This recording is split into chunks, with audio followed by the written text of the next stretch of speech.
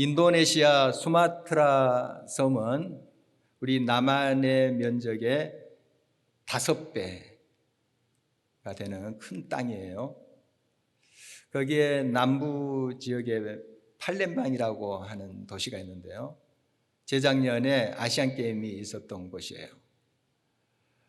거기 도시의 외곽에 우리 한국 선교사가 세운 신학교가 있습니다. 스리 이자야 신학교죠. 이 신학교는 우리 교회에서 지원하고 있는 이규대 선교사님이 처음 시작한 학교입니다. 14년 됐어요. 우리 교회 나이랑 비슷하죠. 물론 이규대 선교사님은 28년 전에 인도네시아 선교사로 갔습니다. 그리고 수마트라로 사역지를 옮겨서 지금 22년째 하고 있는데요. 그 수마트라에 있는 산지족이 있습니다. 여러분이 좀 들었을 거예요. 아낙달람족. 이 산지족을 위해서 주로 사역을 하셨어요.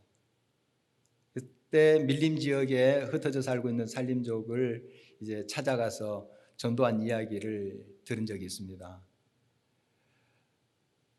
한번 밀림 지역으로 쭉 가게 되면 거머리들이 그렇게 많대요. 그래서 목적지에 도착해서 옷을 벗어버리면 보면 거머리가 시커멓게 온몸에 달라붙어 있대요. 얼마나 겁이 나겠습니까? 또 그게 이제 몸속으로 들어가면 큰일 나겠죠. 이런 지역에 22년 전에 이제 또 사역을 하시고 지금 이제 14년 전에 그 지역을 섬길 일꾼들을 키워내는, 물론 다른 지역에도 이 신학교 출신들이 가지만 특히 이 산지족, 아낙달람족을 섬길 수 있는 그런 일꾼들을 지금 키워내는 일을 하고 있습니다. 14년이 지난 지금 좀 어느 정도 규모가 갖춰져 있더라고요. 재작년에 우리 답사팀이 갔다 왔죠. 그래서 그 허허벌판에 한 동 한 동 건물을 지었더라고요. 예배당도 있고 유치원도 있고 또 신학교 교사도 있고 뭐 기숙사도 있고 식당도 있고 이렇게 갖춰져 있어요. 지금 계속 이제 또 짓고 있더라고요.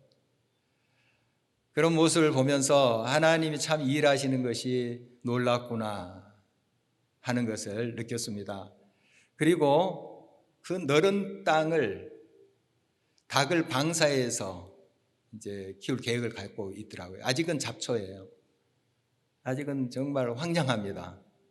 그런데 그런 계획을 가지고 있더라고요. 그래서 자립할 수 있도록. 그동안 이제 선교사님이 이 학교를 운영하고 모든 것을 주관했습니다. 지금도 물론 많은 힘을 쓰고 있지만 여기에 이제 14년이 되다 보니까 졸업생들이 나올 거 아니에요. 이제 교수진들도 현지민들로 교체되고 있더라고요. 그리고 총장, 그 신학교 총장이 1회 졸업생이 됐습니다. 참 놀라운 일이에요. 얼마나 신실하게 그렇게 섬기고 있는 모습, 또 겸손하시더라고요. 그렇게 하나님을 위해서 열심히 그런 사역자들을 보면서 한 선교사가 그 허허벌판에 가서 씨를 뿌렸는데, 물론 여러 하나님의 사람들을 하나님께 붙여주셨고 지금 이렇게 규모가 잡혀가고 있는 것을 보게 되면서 하나님의 기적을 엿볼 수가 있었습니다. 또 순수하고 열정이 있는 한 100여 명의 신학생들, 정말 그들의 눈망울이 얼마나 초롱초롱한지요. 물론 통역을 해서 제가 강의를 했지만 얼마나 집중하는지 막 쏙쏙 빨아들이는지 몰라요. 참 그런 종들을 보면서 희망을 읽을 수가 있었습니다. 하나님이 어떻게 또 역사하실까 하는 기대도 있었습니다. 작년에 우리 선교팀들이 또 그곳에 다녀왔습니다. 특히 이제 산지족, 아낙달람족 그 마을 2곳을 다녀왔죠.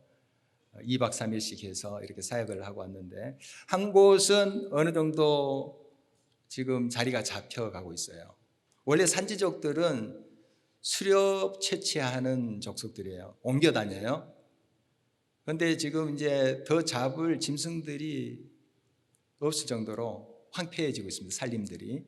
그래서 민가로 내려오게 됐어요. 이제 이들이 공동체를 형성하는데 이들이 살 수 있는 땅과 그러한 주거 시설을 이 선교사님들이 갖춰주면 이제 나라에서 그때서야 좀 움직입니다. 그래서 조그만 집도 지어주고 이래요. 그 사역을 하고 있습니다. 그래서 먼저 교회를 세우고 나무로 된 거예요. 그리고 마을 공동체를 형성해가는 모습 보게 됩니다. 이제 다른 한 곳은 이제 막 시작했어요. 그래서 우리 선교팀들이 열심히 사역을 하고 돌아왔습니다. 참 작은 그런 헌신이고 섬김이지만 그들에게 큰 위로와 힘이 되었을 줄 믿습니다. 그리고 그 같이 갔던 팀원 중에 한 분이 소 한 마리 사라 하고 또 헌금도 하고 그렇게 했다고 그래요. 이제 돌아와서 그 한 곳은 아직 공중 화장실이 없어요. 그러니까 아무데나 이제 일을 보는 것이죠. 얼마나 지저분하겠어요. 그래서 우리 청년부가 기도하던 중에 우리가 짓자. 그래서 청년부가 헌금을 모아서 최근에 보냈어요. 벌써 지었대요. 물론 우리 한국처럼 그런 좋은 시설의 화장실은 아니겠지만 그래도 얼마나 정말 그들의 기쁨이 되겠어요. 한 사람이 움직이니까 하나님이 사람을 보내요. 또 현지민을 일으켜요. 그리고 하나님의 놀라운 역사를 이루어갑니다. 이것이 하나님의 일이에요. 우리 선교팀이 얼마나 또 힘이 있겠습니까? 대단합니까? 훈련을 그렇게 많이 받은 그런 팀도 아니잖아요.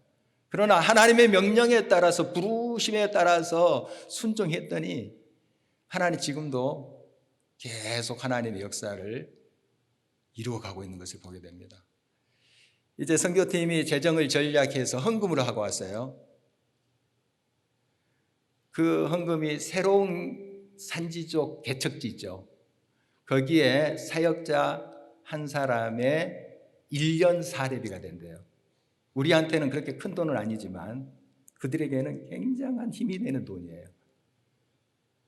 다 쓸 수 있었지만 아끼고 아껴서 그걸 헌금하고 왔더니 새로운 지금 개척지가 시작되고 있는 거예요. 얼마나 하나님의 역사는 오묘하고 놀라운지 모르겠습니다. 하나님의 백성들은 지금은 미미하고 지금은 황량하다 할지라도 지금 여기에서 노래를 부르는 사람들이에요. 희망을 노래해요. 하나님이 하신다 하는 것을 노래해요. 그래서 오늘 1절은 이렇게 기록되어 있습니다. 잉태하지 못하며 출산하지 못한 너는 노래할지어다. 상고를 겪지 못한 너는 외쳐 노래할지어다. 이는 홀로 된 여인의 자식이 남편 있는 자의 자식보다 많음이라 여호와께서 말씀하셨느니라. 믿음의 사람들은 지금 상황이 어떻든 그 상황에 연연하지 않고 하나님의 약속을 바라보며 지금을 노래합니다. 지금 이 자리에서 찬양해요. 그게 초막이든 궁궐이든 푸른 초장과 맑은 시냇물이든 사망의 음침한 골장이든 지금 그 자리에서 하나님께 찬양해요. 노래합니다. 이게 믿음의 사람들의 모습인 것이죠. 무슨 일이 잘 풀리고 모든 것들이 잘 돼 갔을 때만 찬양하는 것이 아니에요. 그때만 노래 부르는 것이 아니고 그때만 감사드리는 것이 아닙니다. 하나님의 사람, 믿음의 사람들은 지금 황량할다 할지라도 허벌판이라 할지라도 하나님이 이루실 그 일을 믿음의 눈으로 바라보면서 지금 노래하고 찬양을 한다는 것입니다. 여러분의 삶에 여러 가지 일들이 뒤엉킬 때도 있습니다. 또 무너져 내릴 때도 있습니다. 바로 그 자리에서도 우리는 찬양할 수 있어야 됩니다. 이게 믿음의 사람들의 모습이 되겠습니다. 하나님은 우리의 인생의 드라마를 이 황량한 벌판에서 끝나게 하지 않습니다. 반전의 역사, 회복의 역사를 반드시 베푸시는 하나님이세요. 그게 하나님께서 합력해서 선을 이루시는 하나님의 일인 것이죠. 우리는 이 하나님을 온전히 바라봐야 될 것입니다. 유다 백성들은 지금 어떤 상황인가 하면 바벨론이란 나라에 의해서 침공을 받아서 멸망당한 상태예요. 온 국토가 짓밟힘을 당하고 수도 예루살렘은 완전히 회파됐습니다. 그 전에 어린이들이 웃으면서 뛰노는 소리가 가득했던 성이에요. 말 그대로 평화의 성이에요, 예루살렘. 그런데 어린아이들이 간 곳이 없어요. 아낙네들이 우물가에서 빨래를 하면서 제잘되면서 기쁨으로 웃었던 그런 성이에요. 어르신들이 도란도란 이야기를 나누면서 평화롭게 지냈던 그 성이에요. 지금은 황폐하게 되어버렸습니다. 잡초만 우겨져 있어요. 마치 해산하지 못한 여인처럼, 자식이 없는 것처럼 그런 적막한 곳이 되어버린 거죠. 그런데 하나님께서 이 시간 선지자를 통해서 말씀하시는 거예요. 바로 그 자리에서 노래하라는 거예요. 백성들이 다 돌아와서 회복될 때 그때도 물론 찬양하고 노래하겠지만 지금 그리하지 아니할지라도 지금 허벌판이고 아이들의 웃음소리도 사라지고 도란도란 이야기 나누는 정겨운 그런 모습도 사라진 그 땅에서 그런 그 자리에서 하나님을 찬양하라고 말씀하고 있는 것입니다. 여러분의 삶의 지금 현장이 어떻습니까? 어떤 상황이든 여러분 상관없이 바로 지금 그 자리에서 여러분을 함께 하시고 역사하시고 약속을 주시는 하나님을 바라보시며 찬양하시기를 바라는 것입니다. 하나님은 이렇게 하나님의 약속대로 모든 것을 반드시 이루십니다. 약속의 하나님은 그 약속을 반드시 지키십니다. 하나님의 때에 반드시 이루십니다. 제가 영국에서 함께 공부했던 목사님 이야기인데요. 같이 공부할 때 결혼한 지 14년 됐어요. 오늘 14년이 많이 등장하는데요. 결혼 14년인데 아기가 없어요. 아기를 그렇게 바라고 기도함에도 불구하고 하나님이 허락지 않았어요. 그래서 저희들이 이제 같이 이렇게 모여서 기도하는 시간도 갖고 그랬었거든요. 그 목사님 사모님의 기도 제목 첫 번째가 자녀 주세요예요. 얼마나 간절했으면 그런 기도를 했겠어요. 우리도 간절함으로 막 축복하면서 기도했는데 공부 끝날 때까지 안 주시더라고요.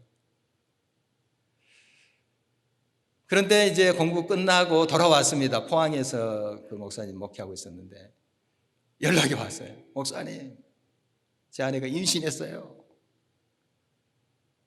얼마나 기뻤는지 모릅니다. 얼마나 감사했는지 몰라요. 할렐루야 했죠. 바로 그 목사님의 딸이 지금 이제 고등학교 들어갑니다. 얼마나 예쁘게 건강하게 자랐는지 몰라요. 그런 기도의 과정 속에 이 목사님 부부의 얼굴을 제가 다시 그려봤습니다. 물론 간절함이 있고 애타는 마음이 있는데 항상 평온해요. 이분들 얼굴이 밝아요. 그렇게 밝을 수 없어요.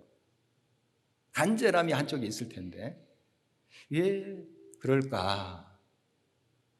약속이 있기 때문에 그래요. 약속이. 지금 자식 없어요.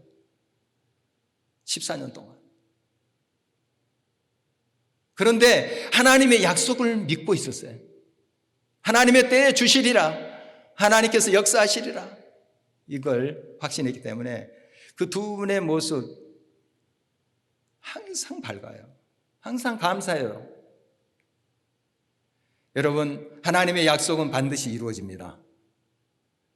그래서 약속이 있는 자는 지금 이 자리에서 어떤 형편이든 어떤 상황이든 바로 그곳에서 찬양합니다. 예배해요. 우리 믿음의 사람들의 공통된 특징이에요. 믿음의 사람들은 하나님의 약속을 붙잡는 사람들입니다.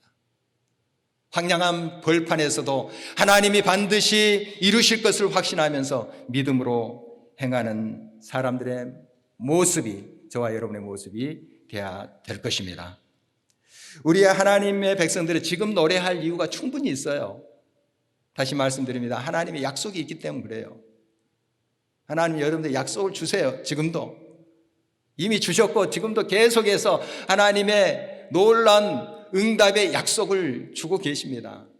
그래서 우리는 충분히 찬양할 이유가 있는 것이죠. 오늘 3절 말씀 이렇게 기록되어 있습니다. 이는 내가 좌우로 퍼지며 내 자손은 열방을 얻으며 황폐한 성읍들을 사람 살 곳이 되게 할 것임이라. 지금은 적막해요. 황량해요. 잡초만 우거져 있어요. 가능성이 없다고, 이제 다 끝났다고 사람들이 생각할 그런 환경이에요. 그러나 너도 회복하겠지만 너로 인해서 열방이 내게로 돌아오리라. 열방을 얻겠다는 거예요. 얼마나 놀라운 비전입니까?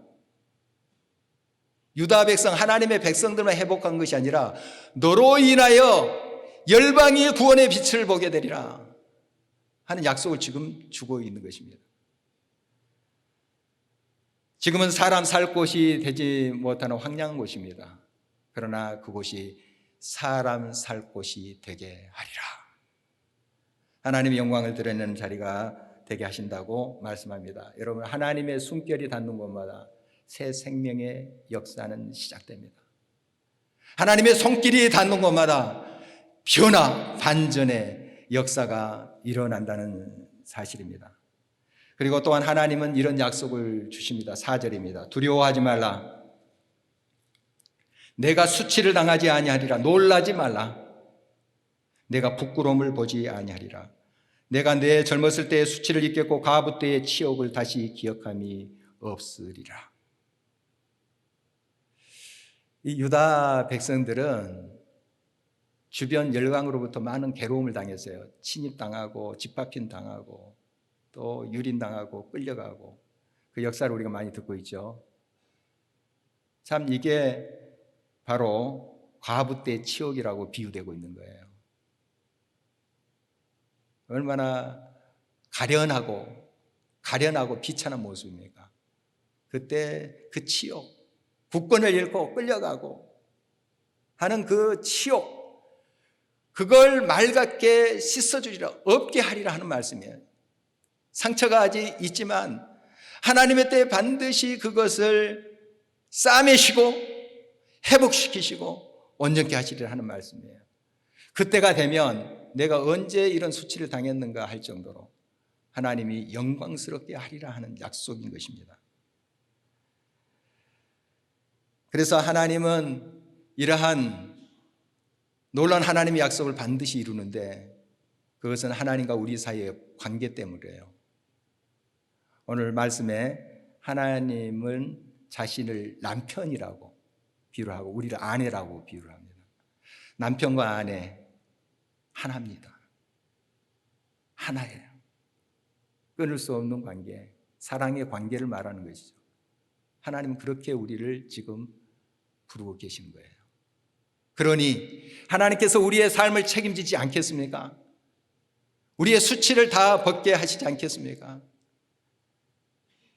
하나님께서 반드시 회복하시고 반전의 역사를 이루신다는 그런 확신을 가지고 믿음으로 나가는 자는 반드시 하나님의 약속을 실제로 경험하게 될 것입니다. 저와 여러분에게는 하나님의 약속이 있습니다. 약속이 있는 사람 지금 눈앞에 있는 것에 연연하지 않습니다.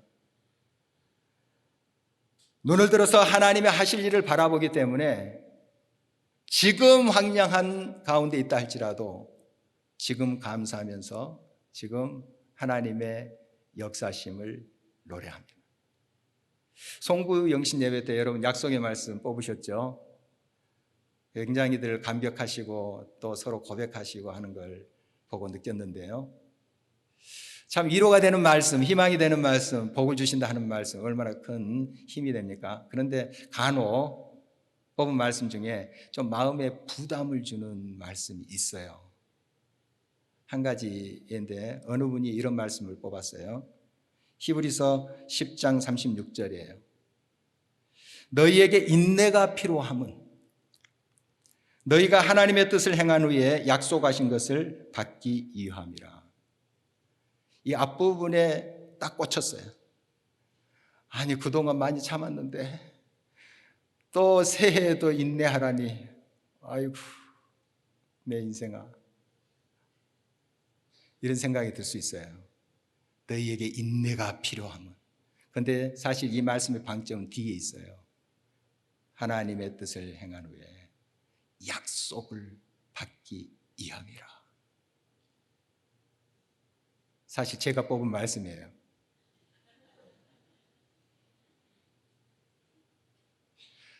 하나님께서 이루실 그 놀라운 일들, 약속, 이것이 눈에 보이는 사람은 지금 광야, 지금 황량하 능히 극복합니다. 하나님의 약속이 안 보이니까 지금 힘든 거예요. 물론 인내한다는 게 그 쉬운 일은 아닙니다. 어려운 과정이에요. 그러나 하나님의 약속을 믿음의 눈으로 바라보고 그것을 확실히 붙잡는다는 힘을 얻어요. 기쁨이 있어요. 그래서 지금을 이어갑니다. 지금 이 자리에서 하나님을 노래해요. 찬양할 수 있습니다. 여러분 어떤 과정 속에 있는지 여러분 자신은 어느 정도 느낄 수 있을 것입니다. 눈을 들어 하나님의 약속을 꼭 바라보세요. 하나님이 약속하신 것 반드시 이루십니다. 성취하세요. 끝까지 그 믿음을 가질 때 하나님 그 약속에 대한 확신을 주세요. 기쁨이 솟구쳐 오릅니다. 바로 그 기쁨, 하나님의 주신 그 능력으로 모든 상황을 이겨갈 수가 있는 거예요. 우리의 의지가 아니고 우리의 각오가 아니에요. 하나님이 그렇게 하신다는 뜻이에요. 여러분 끝까지 하나님의 약속을 꼭 붙잡으시기를 바랍니다. 여러분에게 지금 여러 과정들, 고난이라고 하는 어려움들 잠시예요. 사실 그 고난의 현장에 있을 때는 이게 굉장히 오래 갈 것 같고 참 언제 끝날까 하는데 나중에 하나님의 약속의 성취를 받은 후에 돌아보면 잠깐이에요. 여러분 잠깐입니다. 그래서 오늘 성경 말씀은 잠시 너희가 고난을 받을 것이다. 지금 예루살렘이 회파되고 형편없이 되고 무너져 있는데 나중에 돌아보면 그 기간이 잠시일 뿐이다. 그러니 소망을 가지고 믿음을 가지고 끝까지 나를 바라라, 이렇게 하나님께서 말씀하시는 것입니다. 여러분 끝까지 믿음으로 응답하는 삶이 되기를 간절히 바랍니다. 하나님의 자비하심과 그 화평의 언약은 말씀 그대로 이루어질 것입니다. 여러분의 삶 속에 반드시 하나님의 역사로 함께 하신다는 사실이에요. 하나님이 이 약속을 성취하시고 우리들에게 안겨주실 텐데 그러면 준비해야 되잖아요. 하나님 약속해 주셨어 하고 그냥 생각만 하고 앉아 있어서는 안 됩니다. 하나님이 이루실 그 일을 담을 수 있는 그릇을 준비해야 되는 거예요. 그래서 오늘 2절에 이렇게 도전하고 있는 것입니다. 내 장막터를 넓히며 내 처소의 휘장을 아끼지 말고 널리 펴되 너의 줄을 길게 하며 너의 말뚝을 견고히 할지어다. 열왕기하 4장에 보면 엘리사 선지자가 한 신학생 가정에 갔어요.